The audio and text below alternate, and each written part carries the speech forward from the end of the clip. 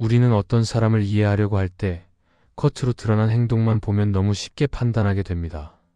훔쳤다, 그러면 나쁜 사람이다. 여기서 끝내고 싶어집니다. 그런데 성경은 때로 한 사람의 행동 뒤에 있는 마음을 보게 하십니다.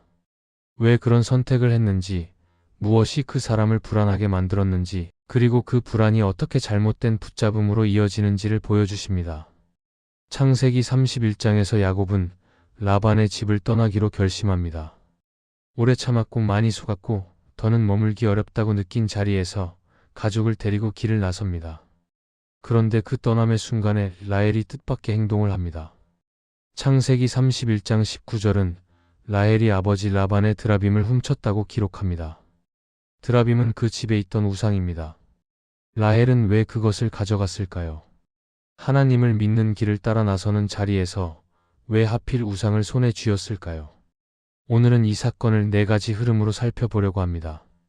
라헬의 마음에 쌓인 상처와 억울함이 무엇이었는지, 드라빔이 단순한 물건이 아니라 어떤 의미를 가질 수 있었는지, 미래가 불안할수록 사람은 왜 눈에 보이는 안전장치를 붙들고 싶어지는지, 그리고 하나님은 그 흔들림 속에서도 어떻게 야곱을 지키시고 길을 여셨는지를 함께 바라보려고 합니다.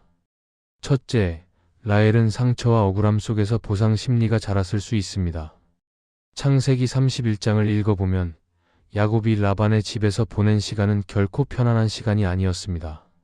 라반은 야곱을 여러 번 속였고 품삯도 마음대로 바꾸었습니다. 그런데 그 피해는 야곱만 겪은 것이 아니라 라반의 딸들인 레아와 라헬도 함께 겪었습니다. 창세기 31장 14절부터 16절에서 두 딸은 말합니다. 아버지는 우리를 외인처럼 여기고 우리를 팔아먹고 그 값도 다 삼켜버렸다고 말합니다. 이 고백은 라헬의 마음에 어떤 상처가 있었는지 보여줍니다. 라헬은 딸이었지만 집 안에서 존중받는 딸처럼 느끼지 못했을 수 있습니다. 아버지의 선택이 늘 자기 이익을 향하고 딸의 삶은 그 이익을 위한 수단처럼 느껴졌다면 마음에는 억울함이 쌓일 수밖에 없습니다. 내가 이렇게 살았는데, 내가 이렇게 이용당했는데 결국 아무것도 남지 않는 것 같아. 이런 마음이 깊어질 수 있습니다. 그리고 그 마음은 어느 순간부터 보상 심리로 바뀌기도 합니다. 내가 손해본 만큼은 가져와야 한다.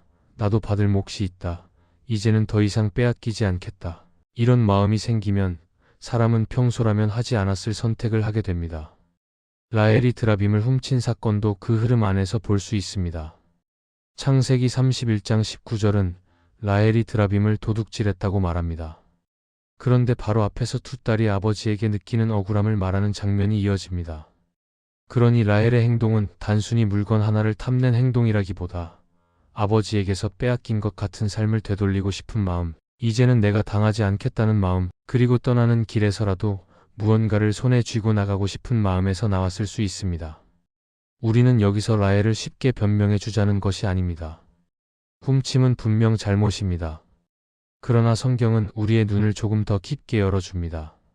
상처가 쌓이면 사람은 정직하게 말하지 못할 때가 있고 억울함이 커지면 사람은 바른 방법을 놓칠 때가 있습니다. 라헬은 아버지의 사랑을 충분히 누리지 못한 채 자신이 외인처럼 취급받았다고 느끼며 살아왔을 수 있고 그 마음이 결국 잘못된 방식의 보상으로 나타났을 수 있습니다. 그래서 이 본론은 우리에게 질문을 던집니다. 내 안에도 보상 심리가 자라는 자리가 없는가? 누군가에게 상처받고 억울했던 기억이 쌓여서 정직한 길보다 쉬운 길을 선택하려 한 적은 없는가? 그런 마음을 돌아보게 합니다. 하나님은 우리의 상처를 모르지 않으시고 그 상처가 죄로 흘러가지 않도록 우리를 붙드실 것입니다. 둘째, 드라빔은 우상인 동시에 집안의 권리와 상속을 상징했을 수 있습니다.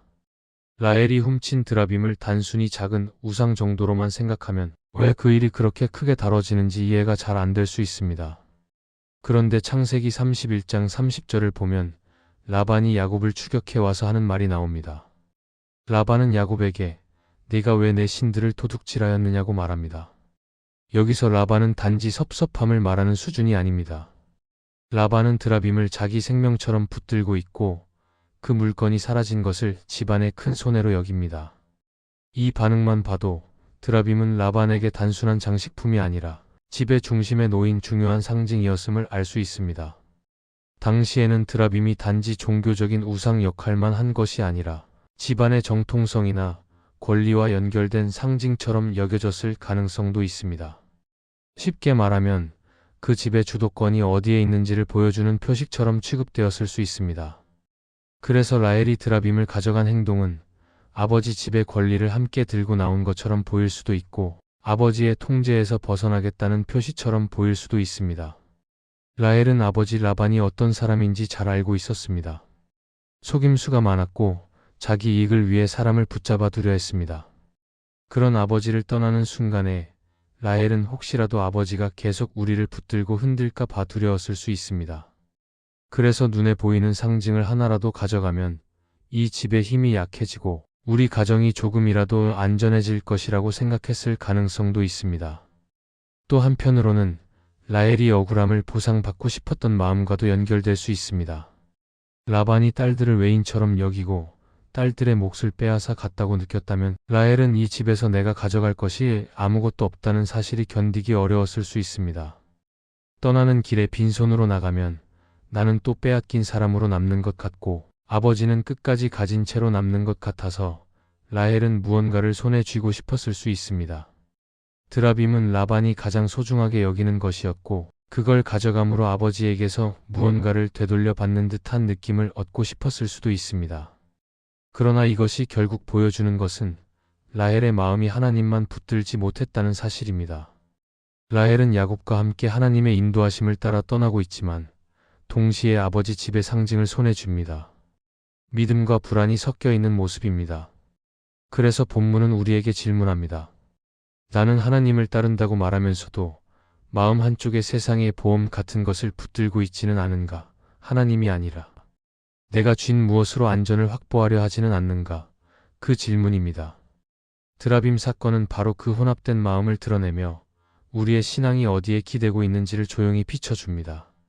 셋째, 라헬은 눈에 보이는 안전장치를 붙들고 싶었을 수 있습니다. 야곱의 가족이 라반의 집을 떠나는 장면을 생각해보면 그것은 단순한 이사가 아닙니다. 익숙한 집을 떠나 낯선 길로 들어가는 일이고 다시 돌아오기 어려운 결단이기도 합니다. 무엇보다 라반은 가만히 보내줄 사람처럼 보이지 않습니다. 실제로 그는 야곱을 추격해오고 그 과정에서 갈등이 커집니다. 그러니 라헬이 떠나는 길에서 마음이 단단하고 평안했을 가능성은 크지 않습니다. 불안이 있었고 두려움이 있었고 혹시 잘못되면 어쩌나 하는 마음이 스쳐갔을 수 있습니다. 사람은 불안할수록 손에 잡히는 것을 찾습니다. 눈에 보이지 않는 약속을 붙드는 것은 믿음이 필요합니다. 그런데 믿음은 늘 쉽지 않습니다. 오늘은 괜찮은데 내일은 흔들릴 수 있고 마음이 지치면 믿음도 약해질 수 있습니다. 그럴 때 사람은 뭔가 하나라도 손에 쥐고 싶어집니다. 마치 불안한 길을 갈 때 주머니 속에 작은 부적 같은 것을 넣어 두면 마음이 덜 떨릴 것 같다는 생각이 드는 것처럼 라헬도 드라빔을 통해 마음의 불안을 붙잡아 보려 했을 수 있습니다. 드라빔은 우상이지만 라헬의 손에는 그것이 안전을 보장해 줄 것 같은 물건으로 느껴졌을 수 있습니다. 라헬의 삶을 생각해보면 이런 심리가 더 이해됩니다. 라헬은 오랫동안 자녀가 없어서 마음이 무너진 적이 있었고 그 과정에서 경쟁과 비교의 감정도 겪었습니다. 게다가 라반의 집은 정직하고 따뜻한 집이라기보다 계산과 속임수가 흔한 집이었습니다. 그런 환경에서 자란 사람은 마음 깊은 곳에 불안이 쌓이기 쉽습니다. 그래서 라헬이 하나님을 알면서도 동시에 눈에 보이는 안전장치를 붙들고 싶어 했다는 것은 우리가 생각하는 것보다 더 자연스러운 인간의 모습일 수 있습니다. 믿음이 없어 보이지만 사실은 두려움이 너무 컸던 것입니다. 그런데 여기서 우리가 놓치지 말아야 할 것이 있습니다. 눈에 보이는 안전장치는 잠깐은 마음을 붙들어주는 것처럼 보여도 결국 더 큰 불안을 남길 때가 많습니다. 왜냐하면 그것은 하나님을 대신할 수 없기 때문입니다. 라헬이 드라빔을 훔친 뒤에는 라반이 추격해오고 야곱은 결백을 주장하며 가족 안에도 긴장이 커집니다. 라헬은 드라빔을 숨기느라 더 불안해지고 결국 거짓말까지 하게 됩니다. 눈에 보이는 안전장치를 쥐었는데 오히려 마음은 더 조여옵니다. 죄는 이렇게 작동합니다. 불안을 줄이려 붙든 것이 더 큰 불안을 만드는 경우가 많습니다. 그래서 이 본론은 우리에게 아주 현실적인 질문을 던집니다. 나는 불안할 때 무엇을 붙드는가? 하나님을 향해 더 가까이 가는가? 아니면 손에 잡히는 무언가로 내 마음을 달래려 하는가? 그 질문입니다. 라헬은 하나님을 따라가는 길 위에 있었지만 여전히 불안했고 그 불안이 눈에 보이는 것을 붙들게 했습니다. 우리도 믿음의 길을 걷지만 마음이 흔들릴 때가 있습니다. 그때 하나님은 우리가 우상 같은 안전장치로 마음을 붙드는 대신 하나님께 마음을 기대는 법을 배우게 하실 것입니다. 넷째, 하나님은 라헬의 흔들림 속에서도 야곱을 보호하시고 구원은 우상이 아니라 하나님의 개입으로 이루어졌습니다. 창세기 31장을 끝까지 따라가 보면 라헬이 드라빔을 숨겼기 때문에 야곱의 가족이 지켜진 것이 아닙니다. 오히려 그 사건 때문에 더 큰 긴장이 생기고 라반의 추격은 더 매서워집니다. 라반은 야곱을 따라잡고 집안을 수색하겠다고 하며 드라빔을 찾기 위해 온 진영을 뒤집어 놓습니다. 그 장면만 보면 라헬이 붙든 안전장치는 오히려 위기를 키운 것처럼 보입니다. 그런데 그 위기의 한가운데에서 하나님이 어떻게 일하시는지가 본문의 핵심입니다. 창세기 31장 24절을 보면 하나님이 밤에 라반에게 꿈으로 나타나십니다. 그리고 야곱에게 선악간에 말하지 말라고 경고하십니다. 이 장면은 아주 분명합니다. 야곱의 가족을 지키는 분은 라헬이 숨겨둔 드라빔이 아니라 하나님이십니다. 라반은 힘이 있고 야곱은 약한 위치에 있습니다. 라반은 마음만 먹으면 더 거칠게 할 수도 있었을 것입니다. 그런데 하나님이 라반의 길을 막으십니다. 하나님이 개입하시는 순간 상황의 방향이 바뀝니다. 그래서 이 본문은 우리에게 말합니다. 우리가 붙드는 우상은 결국 아무 힘이 없지만 하나님은 한 번의 말씀으로도 우리를 지키실 수 있다는 사실입니다. 그럼에도 하나님은 라헬의 행동을 가볍게 넘기지 않으십니다. 라헬은 드라빔을 숨기면서 끝까지 진실을 말하지 못합니다. 창세기 31장 34절과 35절에서 라헬은 드라빔을 낙타 안장 아래에 숨기고 그 위에 앉아 라반의 수색을 피합니다. 그리고 자신이 일어나지 못하는 이유를 다른 말로 둘러댑니다. 이 장면은 라헬의 불안이 어디까지 사람을 끌고 가는지 보여줍니다. 처음에는 안전을 위해 붙들었지만 그 다음에는 숨기게 되고 그 다음에는 거짓말로 이어집니다. 죄는 이렇게 한 걸음씩 깊어집니다. 그러나 놀라운 것은 하나님이 이 모든 혼합된 상황 속에서도 야곱의 길을 꺾지 않으신다는 점입니다. 하나님은 야곱을 부르셨고 야곱에게 돌아가라고 하셨고 그 길을 실제로 열어주십니다. 사람은 흔들리고 섞이지만 하나님은 약속을 붙드십니다. 라헬이 완벽해서 하나님이 지켜주신 것이 아니라 하나님이 신실하시기 때문에 하나님이 지켜주시는 것입니다. 그리고 그 보호는 우상을 통해서가 아니라 하나님의 직접적인 개입으로 나타납니다. 그래서 본론 넷째는 우리에게 두 가지를 남깁니다. 하나는 경계입니다.